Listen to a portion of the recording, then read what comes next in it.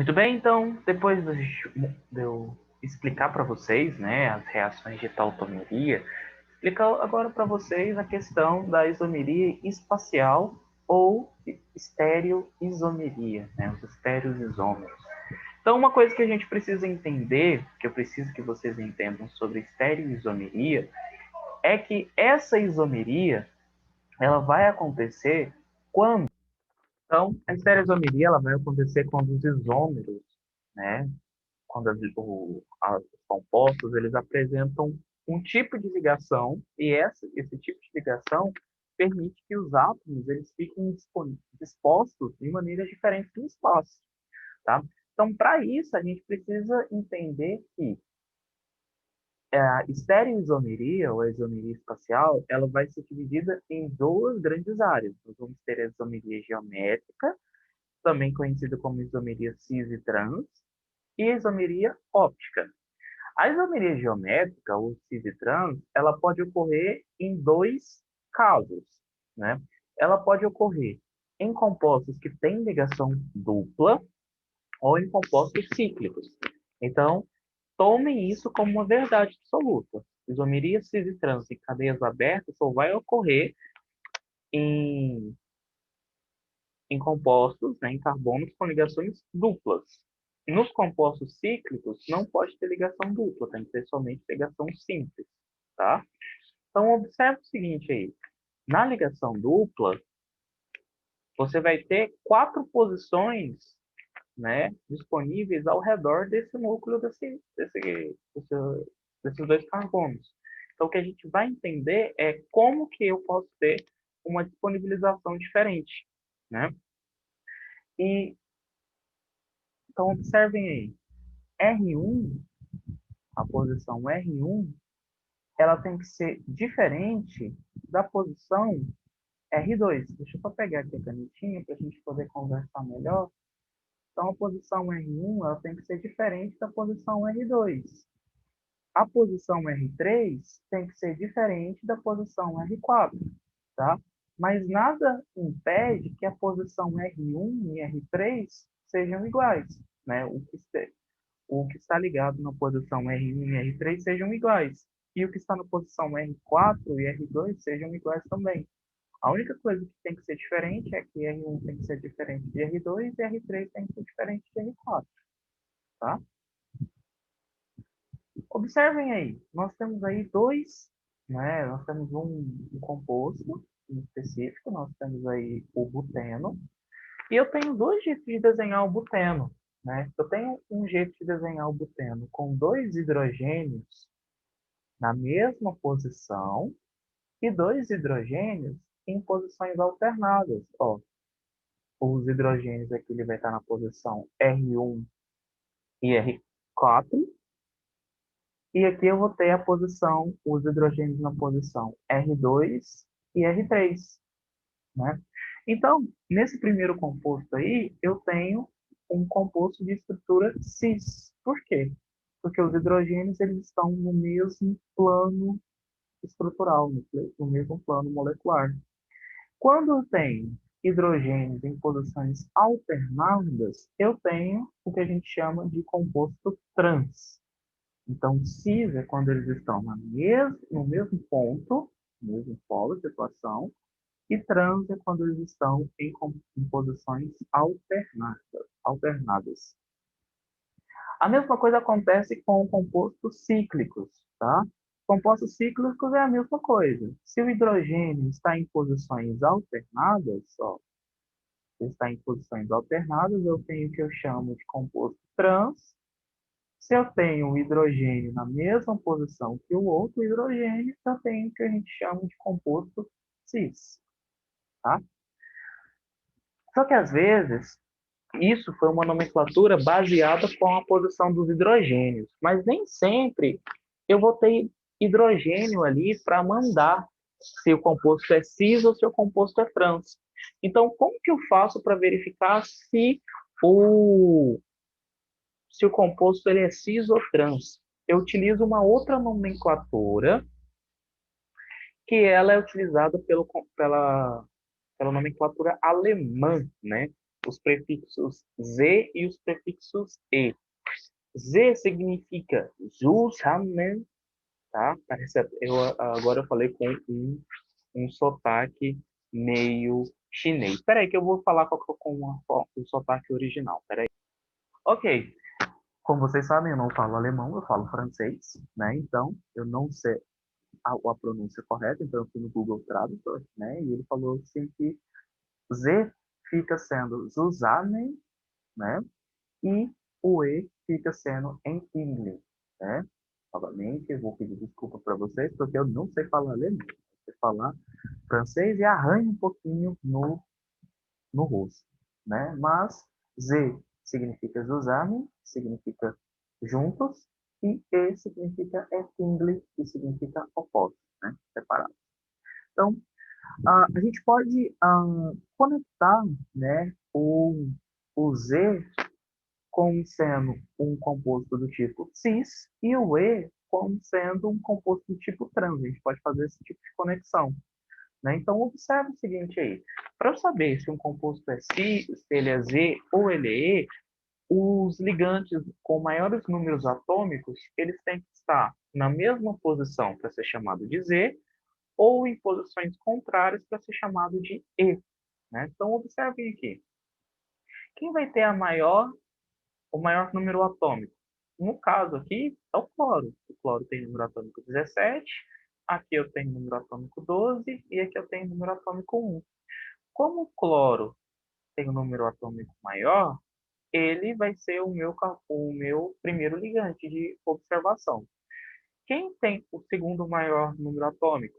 Carbono, né, com número atômico 12.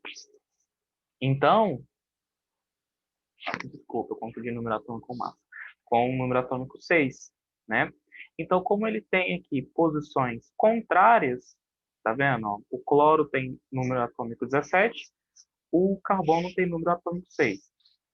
Como ele tem posições contrárias, eu chamo ele de composto E, né?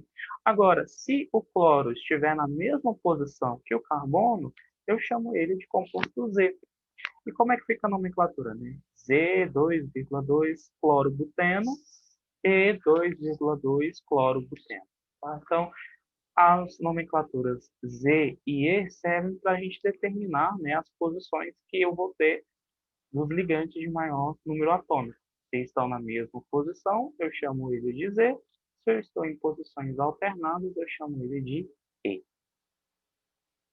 Então, vamos pegar aí ah, um exemplo, né? Então, admita a isomeria geométrica o alceno, o 2,3 metil 2-hexeno, o 1-penteno, o 3 metil 3-hexeno, o eteno, o 4-etil 3-metil 3-hexeno. Então, vamos pegar aí e vamos tirar as informações. Ó, o 2,3 dimetil 2-hexeno. Né? Então, a gente tem aí o quê? Nós vamos ter os ligantes CH3 e CH3, eles estão na mesma posição. R1 e R2 são iguais. A gente não pode ter isso. Então, não pode ser isomeria geométrica. Um penteno, a mesma coisa. Ligantes iguais. Não pode ser isomeria geométrica. O 3-metil 3-hexeno. O que nós vamos ter aí? Nós vamos ter ligantes diferentes, tá? Ligantes diferentes, só que apenas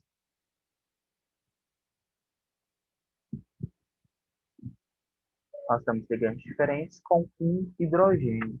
Só que aqui não seria isomeria cis e trans, né? Seria isomeria do tipo E e Z. No caso, seria uma isomeria Z, né? Então, esse composto seria o Z3-metil 3-hexeno. Visto que os ligantes de maior número atômico estão nessas posições aqui. E os ligantes de menor número atômico estão nessas posições aqui. Tá? A gente vai fazer alguns exercícios para eu explicar melhor isso aqui para vocês. Tá? Então, apresenta isomeria do tipo cis e trans. Agora sim ele está perguntando isomeria do tipo cis e trans. Antes ele estava só perguntando isomeria geométrica. Agora isomeria do tipo cis e trans. 1 buteno, 2 metil, 2 buteno, 2,3 de metil, 2 buteno, 1,1 de metil ciclobutano, 1,2 de metil ciclobutano. Então vamos olhar aí o 1 buteno. 1 buteno, eu tenho ligantes iguais na posição R1 e R2. Então não pode ser isomeria do tipo cis e trans. No 2,2 de metilbuteno, o que eu vou ter? Ligantes iguais também na posição R1 e R2. Não pode ser isomeria do tipo cis e trans, então. No 2,3, eu tenho novamente 2,3 de metilbutano, eu tenho novamente ligantes na posição iguais. Não pode ser isomeria do tipo cis e trans. O ciclo 1,1 ciclobutano, o que eu vou ter?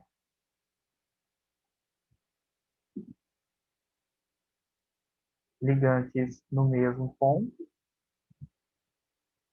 Já os 1,2 de metilciclobutano que eu tenho? Eu tenho uma posição alternada, né? Então aí eu vou ter isomeria do tipo cis e trans. No caso aí eu tenho o cis 1,2 de metilciclobutano, ok? Então a gente tem que pegar ali os conceitos básicos. Isso foi isomeria do tipo cis e trans. Agora a gente vai passar para a isomeria óptica, né? Vamos dar uma andadinha mais nesse conceito de isomeria óptica. Então, o que a gente tem que entender da isomeria óptica? A isomeria óptica, ela é um conjunto de, primeiro, né, a primeira parte da isomeria óptica. Para ela ocorrer isomeria óptica, ela vai ocorrer quando uma luz natural, ela vai estar passando em um composto, em uma solução. Então a gente tem aí a luz natural, ela vai ser um conjunto, né, de ondas eletromagnéticas que vibram em vários planos, né, em várias direções, né, do espaço, né? Então, a luz não polarizada, ou seja, a luz natural, ela vai ter esse comportamento aqui, ó, de vibrar em qualquer uma dessas direções, tá? Já a luz polarizada, o que vai acontecer? A luz polarizada, ela vai vibrar em apenas um plano, tá?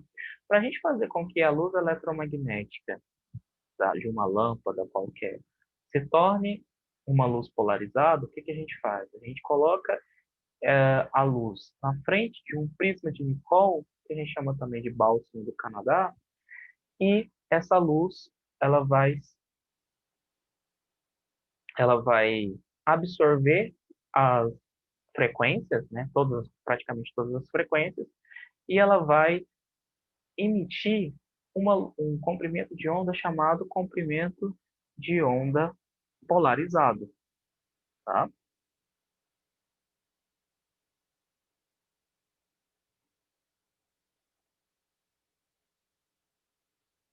Então, algumas substâncias elas são capazes de provocar um desvio do plano de luz polarizada, tá? Algumas algumas soluções deslocam para a direita, outras soluções, né, deslocam para a esquerda. Então, quando a substância se desloca para a direita, né, desloca o comprimento para a direita, a gente chama de luz do tipo dextrogira. Se a substância desloca a luz para a esquerda, a gente chama de substância levogira, né? Essas substâncias que fazem esse deslocamento tanto para a direita quanto para a esquerda, eu chamo ela de luz de substância opticamente ativa, tá? Essas formas de deslocamento, dextrogiro ou levogiro, são chamadas de enantiômeros, tá? Então, eu mostro para vocês o ácido lático, eu mostro essa propriedade, que ele pode deslocar tanto para a direita quanto para a esquerda. Porém, para eu explicar para vocês por que que isso vai ocorrer, Eu vou falar isso na nossa aula de live daqui a pouco, tá? Então, vou parar aqui e daqui a pouquinho eu continuo, tá bom? Um forte abraço para vocês e até daqui a pouco.